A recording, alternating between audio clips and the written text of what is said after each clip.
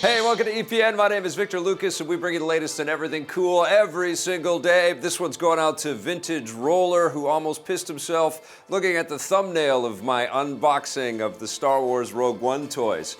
This rundown is all yours, Vintage Roller. Japanese gamers are getting their own tiny version of the original Nintendo console.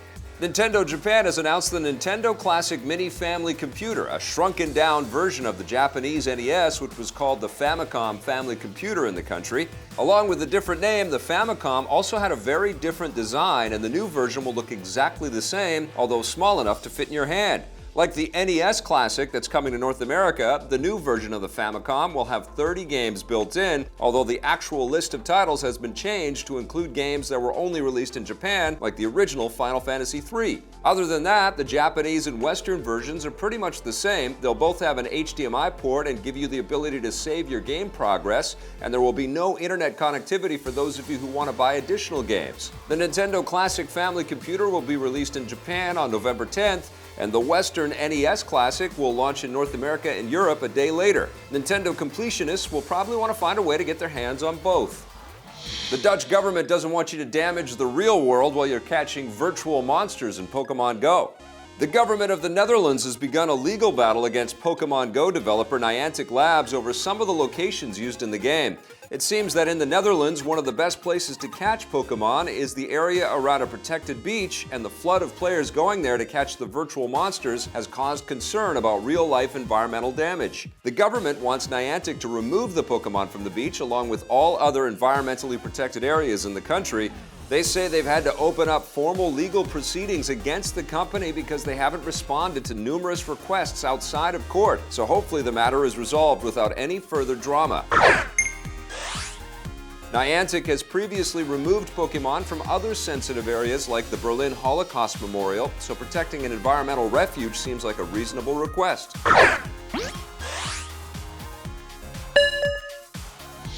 Amazon and Twitch are fighting off the competition with an all-new game. Amazon Game Studios has announced Breakaway, a new 4 vs 4 fighting game made by Killer Instinct developer Double Helix Games.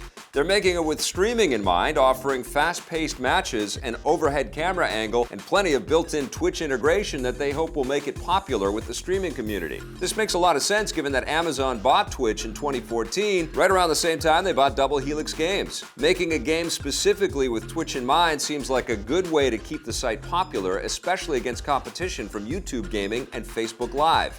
Amazon also hopes that Breakaway will have a big esports community, which is another way to keep people watching Twitch.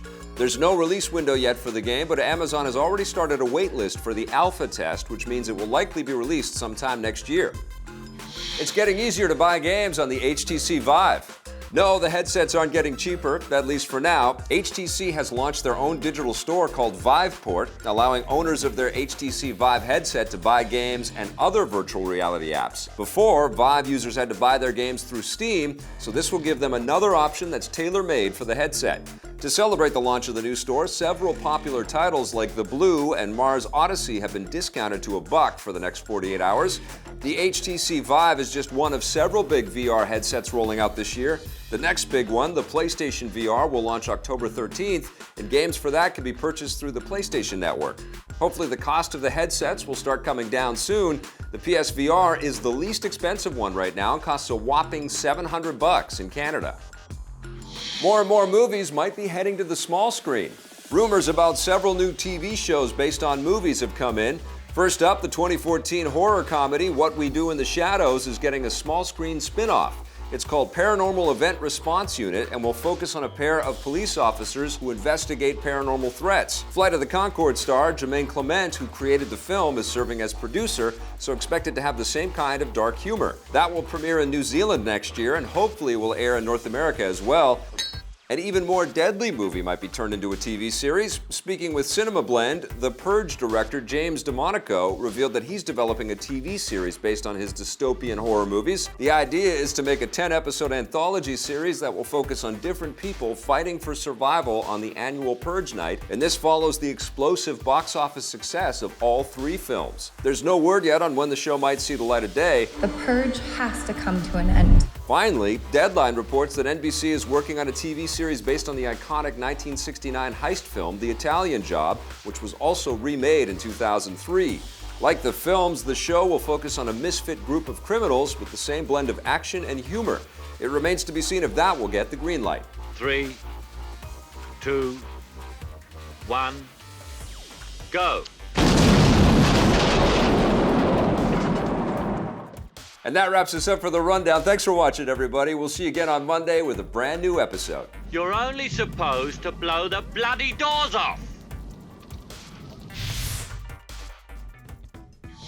Hey, thanks for checking out that video on our EPN channel. It's just one small part of the things that we make around here. So if you liked it, don't forget to check out some of our other vids and hit that subscribe button.